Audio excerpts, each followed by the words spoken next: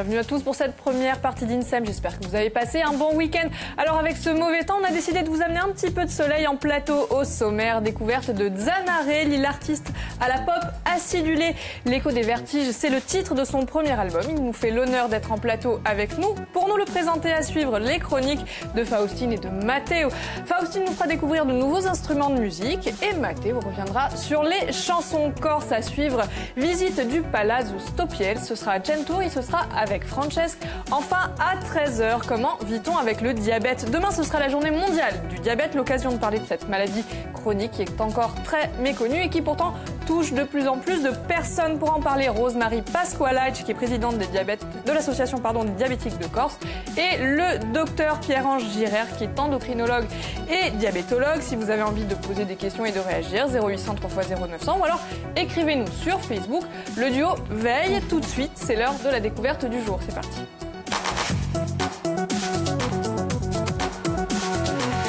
Bonjour et bienvenue. Bonjour. Merci d'être avec nous sur le plateau et désolé pour ce mauvais temps. C'est vous qui allez amener un petit peu de soleil en plateau. Alors votre premier album, L'écho des vertiges, c'est son titre. C'est jaune, c'est pop, c'est acidulé, c'est élégant et c'est un petit peu ce que représente votre musique. Oui, c'est vrai. C'est l'une des grandes facettes, cette espièglerie que j'ai dans mes chansons. Parfois un peu plus ténébreuse, mais j'avais envie d'apporter un petit peu de peps, beaucoup même avec cet album et tout ce jaune, ce citron. Oui, d'ailleurs, vous avez à la place d'une pochette, vous avez un petit citron. Alors, plutôt qu'en parler, on écoute tout de suite un extrait. C'est parti.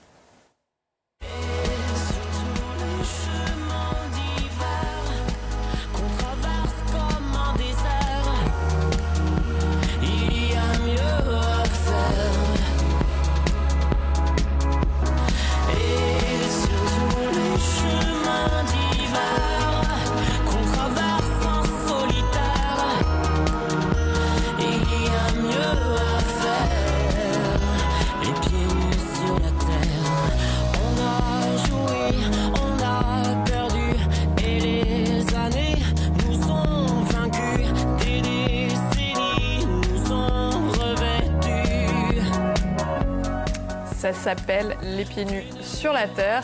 On disait que ça ressemblait à la Corse, mais pas du tout. Hein. C'était donc où? C'est la Normandie. Pourtant, cette chanson, elle est née entre Propriano et Bonifacio, cheveux au vent, sur la route pour découvrir cette ville merveilleuse. Et donc comme quoi, ça peut être source d'inspiration. Alors cet album, je cite, c'est un état des lieux d'une vie de trentenaire. Oui. Ça parle de quoi? Et oui, parce que je flanche bientôt vers la trentaine. Bienvenue au club. Et donc du coup, si vous voulez, quand on écrit, c'est sur nous, sur les autres. Je suis très curieux, j'écoute beaucoup aux terrasses de café.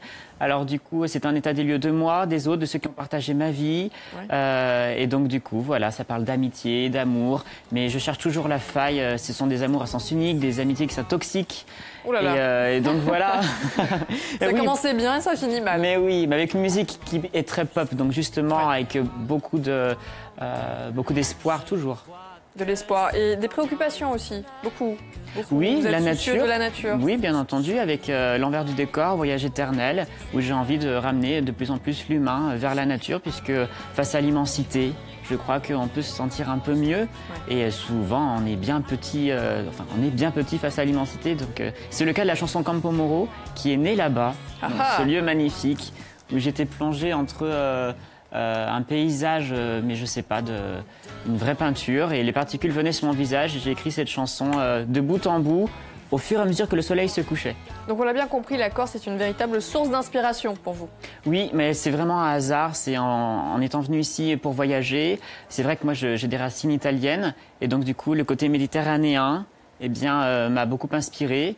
Et j'ai découvert en faisant un concert ici à Pietrozelle que j'avais donc de la famille ici. Et oui, qui porte le même nom que moi. Et ce sont vraiment des personnes de ma famille en plus, que je n'avais jamais rencontré. Donc voilà, la magie de la Corse. Oui, parce que vous êtes lyonnais d'origine italienne et vous adorez donc la Corse. Mais on ne peut que vous comprendre. Vous allez nous faire donc l'honneur d'interpréter un morceau, ça s'appelle J'aime. Ce que je vous propose de faire, c'est d'aller tranquillement vous mettre en place. Simplement le temps pour nous de vous rappeler que, comme tous les jours, on joue et c'est Faustine qui rappelle les règles. Tout à fait, on vous rappelle les règles de notre jeu. Tiama de Awa Madjugade, Dobu, les cadeaux de ce jour. Un bon total total de 50 € à dépenser dans toutes les stations Total de Corse ou d'ailleurs. 2 places pour le concert de Juliette Armanet qui aura lieu le 29 novembre à l'Albor ou à Bastia. Juliette Armanet, c'est une chanteuse de variété, mais c'est une variété très tendance dans la lignée de Véronique Sanson ou de Berger, un peu années 80. Voici un extrait. Et non, ou pas, mais c'est pas grave, on mettra un extrait plus tard. En tout cas, ce qu'on peut dire, c'est que vous l'aimez beaucoup. J'aime beaucoup, l'album s'appelle Petite Amie, c'est une vraie déclaration d'amour à son compagnon, à son fiancé, donc c'est très joli. Les places nous ont été offertes par la mairie de Bastia. Et enfin, évidemment, l'album de Zanarelli a gagné. C'est moi qui le garde pour l'instant. Exactement. Il faudra répondre à votre 0800, question. 3 x 0, 900, appelez-nous. Merci Faustine. Allez, tout de suite, c'est parti. Premier titre, j'aime. J'aime regarder la nuit, ton corps s'arrondir, dans les draps enlacés, souliers mémés qui ne me font pas le même effet. Oh, oh, oh, oh, oh. J'aime regarder la nuit, ton corps s'alourdir, dans les draps enlacés, souliers mémés qui ne me font pas le même effet. Oh, oh, oh. J'aime marcher, danser, les cheveux au vent, me faire draguer. De temps en temps, boire du café comme c'est pas permis. Et puis lire des bouquins dans mon lit. Oh, dans mon lit. J'aime regarder la nuit, ton corps s'arrondir, dans les draps enlacés, souillés, mais qui ne me font pas le même effet. Oh, oh, oh, oh, oh. J'aime regarder la nuit, ton corps s'alourdir, dans les bras enlacés, souillés, mais qui ne me font pas le même effet. Oh, oh, oh. J'aime marcher dans le soleil au dos. Ah oui, sans toi c'est pas pareil. M'enliser dans le sun chaud, sur la plage de Porto Polo.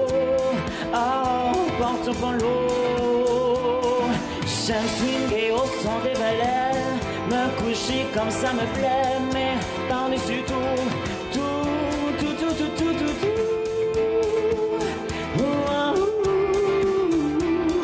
J'aime, ah ah ah ah, j'aime, ah ah ah ah, j'aime, ah ah ah ah, j'aime, ah ah ah ah, j'aime, ah ah ah ah, j'aime, ah ah ah ah, j'aime regarder la nuit, ton corps me séduire, dans les draps enlacés, réconforter mes humeurs à toute heure. J'aime marcher dans le soleil en dos. Oh oui, sans toi c'est pas pareil. M'enlacer dans le sun chaud, sur la plage de Porto Polo. Oh, Porto Polo. J'aime swinguer au son des balais, me coucher comme ça me plaît, mais par-dessus tout.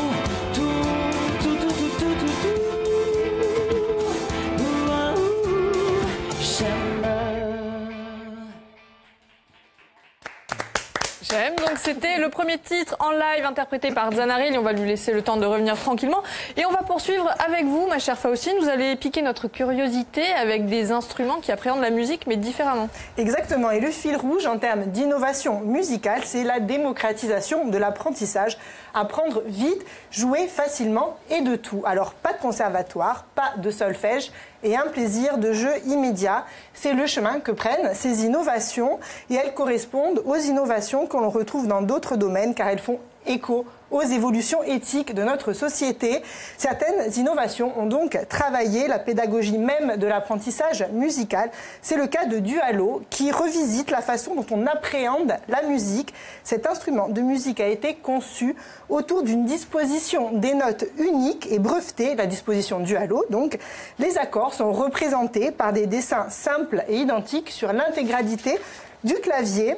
Les notes sont organisées par tierces, c'est-à-dire que les notes qui vont bien ensemble sont à côté, donc c'est plus facile pour tout le monde. Je ne sais pas jouer d'un instrument. C'est ça, mais vous pouvez jouer justement, c'est fait pour vous dans ces cas-là, c'est fait pour vous. C'est expressément dit sur le site que vous soyez débutant ou confirmé, les instruments sont conçus pour offrir un plaisir de jeu immédiat en privilégiant la pratique à la théorie avec un solfège plus intuitif. L'autre aspect innovant de l'instrument de musique, c'est l'ergonomie et pour ça, l'impression 3D a été une vraie source d'inspiration à ce niveau-là. Exemple avec le 3D Varius, la version 2.0 du 3D Varius. C'est pas la bonne vidéo, mais c'est pas grave, c'est pas grave. On voit à quoi ça ressemble. Voilà, donc ça c'était le Dualo. C'est un violon électrique en fait fabriqué grâce à une imprimante 3D mais qui reprend les dimensions de son ancêtre, le Stradivarius. L'instrument, voilà. On le voit, il est en plastique, hein, donc l'instrument est personnalisé à la commande et adapté aux caractéristiques du musicien.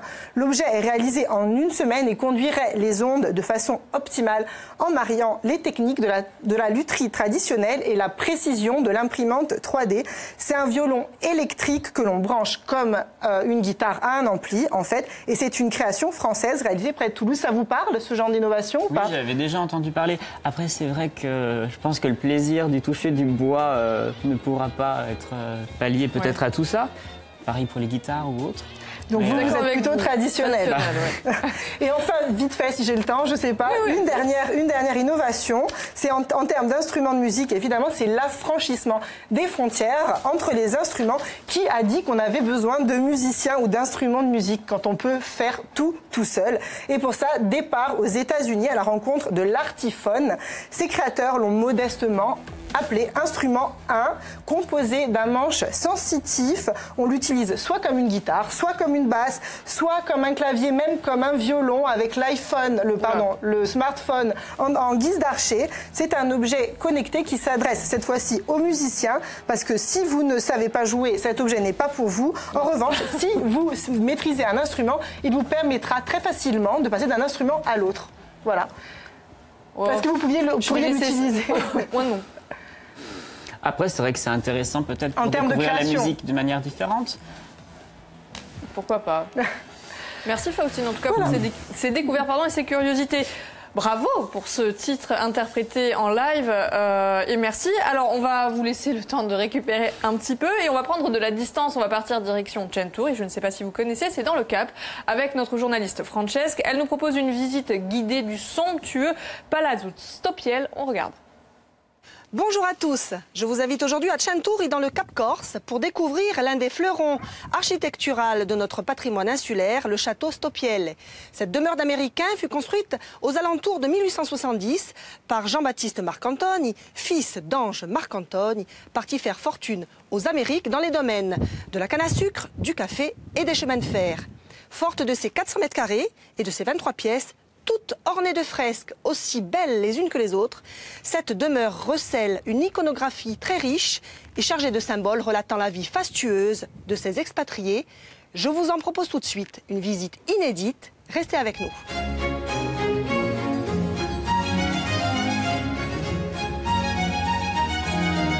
Jean-Christophe Ticcia, vous êtes co-commissaire avec Michel-Antoine Gaglioni de l'exposition qui se tient actuellement à Corté, Palazzi degli Americani. Nous avons la chance aujourd'hui d'être avec vous au château Stopiel à Centur. Parlez-nous-en de ce château. Quelle est son histoire? Eh bien, le château Stopiel a été bâti par Jean-Baptiste Marcantoni, qui est le fils d'un Corse de Centur qui était parti donc à Porto Rico. Et donc Jean-Baptiste, à une vingtaine d'années, revient en Corse, dans une île qu'il ne connaît pas. Et il va faire construire cette maison entre 1872 et 1875. Et il va s'y marier et donc avoir sa famille ici même. Alors, Stopiel est un exemple parmi tant d'autres, mais par son architecture élégante, tout en étant discrète, et en même temps par ses peintures plafonnantes qui sont particulièrement riches, c'est un des plus beaux exemples du sujet, pour illustrer ce sujet. Alors, c'est une maison, vous le disiez, qui a un intérêt architectural particulier. Si on en disait un peu plus, c'est quoi? La façade qui est particulière par son élégance? C'est les fresques à l'intérieur? Les deux. La façade était à la fois élégante et sobre, un décor relativement sobre, si ce n'est le porche sous lequel nous nous trouvons et la terrasse au-dessus avec les aigles qui représentent un petit peu les idées bonapartistes du propriétaire. Et ensuite par un riche décor plafonnant dont on va voir quelques exemples.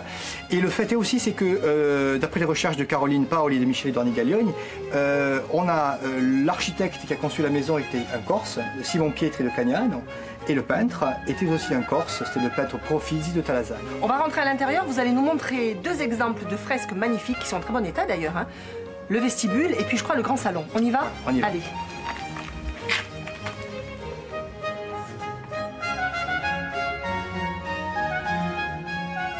On est dans le vestibule, c'est-à-dire là où le visiteur pénètre quand il arrive dans l'édifice. Et le propriétaire a voulu donc représenter une symbolique avec notamment 4 armoiries, celle de la Corse. Ici en face, le Royaume d'Italie, on a les États-Unis et le Mexique. Et enfin, les murs sont peints également. On a notamment le chemin de fer avec les peintures datent de 1890 et le chemin de fer Corse a été inauguré 2 ans plus tôt. Donc peut-être y a-t-il un lien. Un petit rappel. Et puis également ces armoiries. Et les armoiries de la famille qui sont également au-dessus de la porte principale. D'accord, donc là on voulait impressionner l'invité, les personnes qui rentraient dans ce vestibule. Là c'était le ton était donné. Voilà. Alors le ton est donné aussi à l'étage parce que vous allez nous montrer une très belle pièce, c'est le salon d'honneur. Hein, je crois qu'il faut monter les escaliers qui sont derrière nous. On y va? On y va. Allez.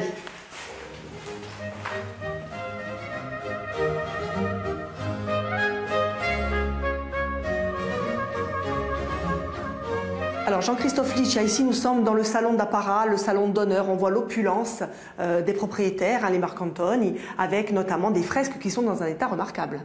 Oui, ils sont dans un très bon état, ils sont des fresques très soignées parce que c'est là que le maître de maison recevait ses invités et il voulait montrer un petit peu sa réussite. Ces fresques ont été faites en 1890 et le riche décor du salon, on a ici un décor d'architecture autour des portes, on a également un plafond peint très très riche avec des paysages, des fleurs et surtout le symbole de l'Amérique, l'allégorie de l'Amérique, l'indienne avec son perroquet, son arc et sa flèche, et notamment le portrait du maître de maison, Jean-Baptiste Marcantoni, qui représente sur un grand tableau.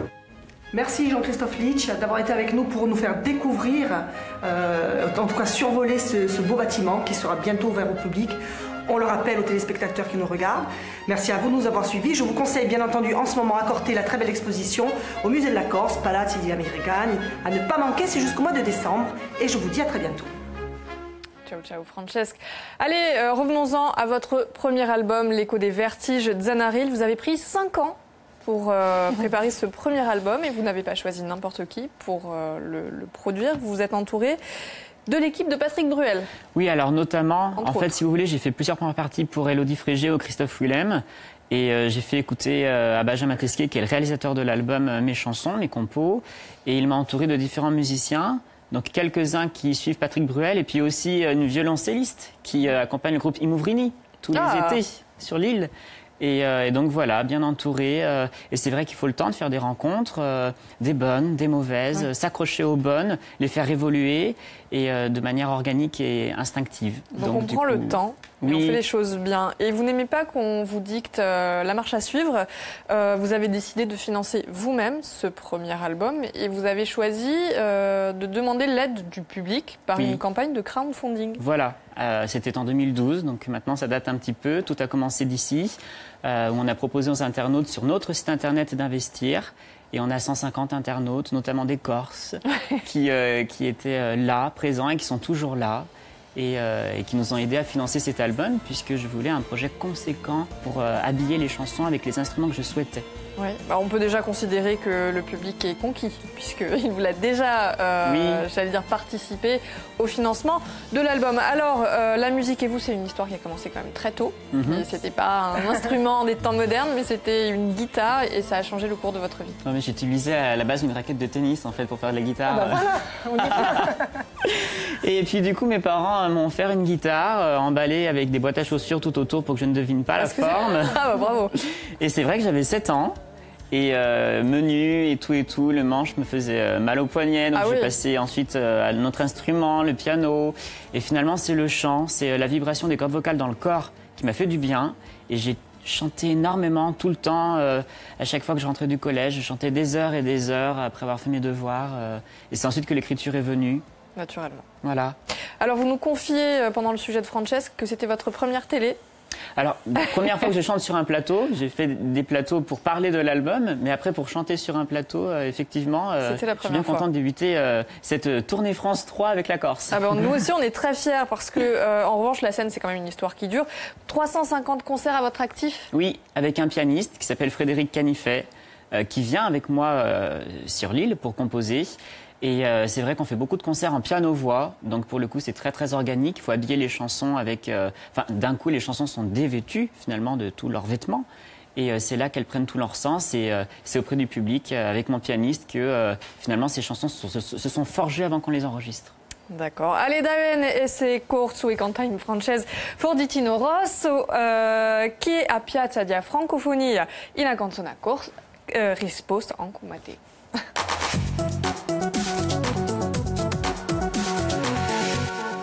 Allora, ieri posto che noi abbiamo un cantatori francofono d'origine corsa, si j'ai bien compris, vous avez de la famille a Pietrosella. Donc, ne profitiamo per porci una domanda. Chi è a Piazza di Francofonia in una canzone a corsa? Allora, numerosi sono i cantatori corsi d'origine corsa qui cantano in francese. Vous, ça vous dit rien de chanter en corse? Je me sentirais pas vraiment légitime et puis voilà, c'est vrai que oui, voilà, peut-être en italien, mais déjà d'être adopté pour pouvoir écrire des chansons sur cette belle île, c'est déjà beaucoup pour moi. C'est déjà beaucoup, effectivement. Alors, nombreux ont essayé. Voilà, nombreux ont essayé. Et tout le monde n'a pas réussi. Allora, dunque, potremmo parlare di o più conosciuto di tutti, Tino Rossi. Une légende che ha fatto una carriera musicale eccezionale, in cui milioni di dischetti venduti, in francesana, vous avez bien entendu, des millions. Ma di no, in un mondo sano. E dunque, il più bello successo, ferma, le plus beau succès de Tino Rossi, c'est Petit Papa Noël, que vous connaissez tous, qui est la musique la plus vendue en France. Ci sono d'altre canzoni come O Corsil d'Amour, eccetera, eccetera, che voi conoscete sicuramente. Dopo c'è Regina e Bruno, che hanno avuto un successo tremendo, Pascal con la Boudeuse, è stata una riuscita maggiore, e Antoine Ciosi ha cantato in francese, e peut-être qu'un jour, Le Prisonnier.